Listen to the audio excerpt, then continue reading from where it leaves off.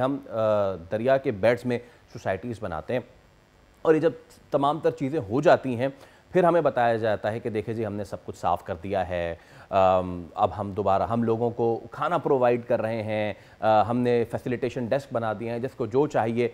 वो जो तीन तीन चार चार पाँच पाँच करोड़ के घर इस वक्त डूब गए हैं और ये बात नहीं है कि जी पानी निकल जाएगा उनके सोफ़े से, जी आप उनको ड्राई क्लीन करके कीचड़ निकाल देंगे, उनकी गाड़ियाँ भी सर्विस हो जाएंगी, लेकिन पानी जब घुसा है और उसने इन घरों की जो बुनियादें उनको खोखला किया है, वो लोग कहाँ जाएंगे, क्या करेंगे?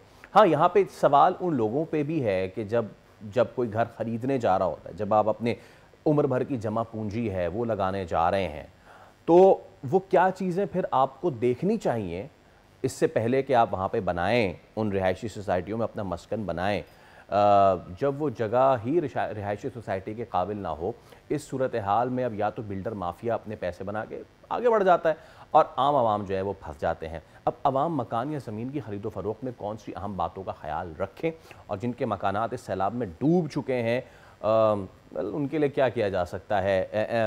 Technically speaking, engineering wise speaking, हमारे साथ इसी पे बात करने के लिए चेयरमैन आबाद मौजूद हैं हसन बख्शी साहब। हसन साहब अस्सलाम वालेकुम और बहुत शुक्रिया आपके। तो जनाब, अब सिचुएशन ये है सर कि ये एक रिहायशी सोसाइटी है ना लाहौर में जो डूबी है और उसके बाद इतनी ख़राब सूरत हाल हुई है, लेकिन उससे पहले भी हमने कराची में भी देखा है सर, यहाँ पे कौन कौन सी ज़मीनें जहाँ पे मुख्तलिफ सीज़न में पानी नहीं होता वो बेच दी गई लोगों को, और उसके बाद फिर वहाँ जब पानी आ गया समंदर का और फिर लोगों ने आके देखा कि अरे ये तो समंदर की ज़मीन है, तो लोगों के तो पैरों से वो ज़मीन भी निकल गई और मुहावरे वाली ज़मीन भी निकल गई।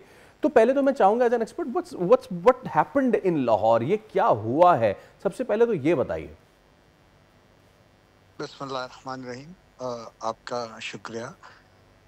देखिए, दो किस्म की चीज़ें हो रही हैं रिवर बेड्स पे।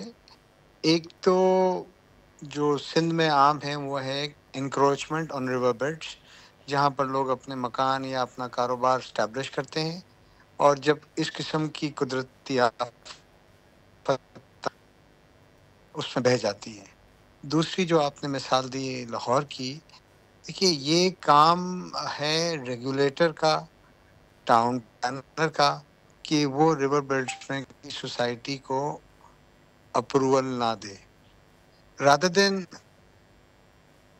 हम बिल्डर को या इसको ब्लेम करें। यकीनन गलती उनकी भी होगी, डेवलपर की भी होगी, बट हाउएवर रेगुलेटर का काम है कि अगर उसके पास कोई एप्लीकेशन आती है तो वो उसको हर नज़रिए से देखे, हर जाविये से देखे और उसके बाद आइदर उसको रिजेक्ट करे या एक्सेप्ट करे।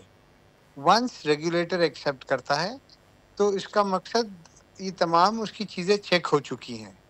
सो मैं समझता हूँ एक बहुत बड़ा सवालिया निशान उस रेगुलेटर पे है जिसने इसको नज़रअंदाज किया। इसके अगर यहाँ पर रिवर बेड था, रिवर बेड है, उसको नज़रअंदाज किया और उसके बावजूद अप्रूवल दिया, जिसकी वजह से बेहिसाब लोगों को नुकसान, फाइनेंशियल, ना सिर्फ फाइनेंशियल नुकसान हुआ बल्कि एक मैं समझता हूँ काफ़ी हद तक 2 महीने, 4 महीने, 6 महीने ये तकलीफ रहेगी पानी उतरने के बावजूद भी। एक जो ट्रॉमा है, एक जो नुकसान है, देखिए उसकी तलाफ़ी होते होते टाइम लगेगा और इस मुल्क में तो आपको पता ही है नुकसान की तलाफ़ी होने का जो प्रोसेस है वो कितना स्लो है। एग्जैक्टली। सब्सक्राइब करें और बेल दबाएं ताकि कोई खबर रह न जाए।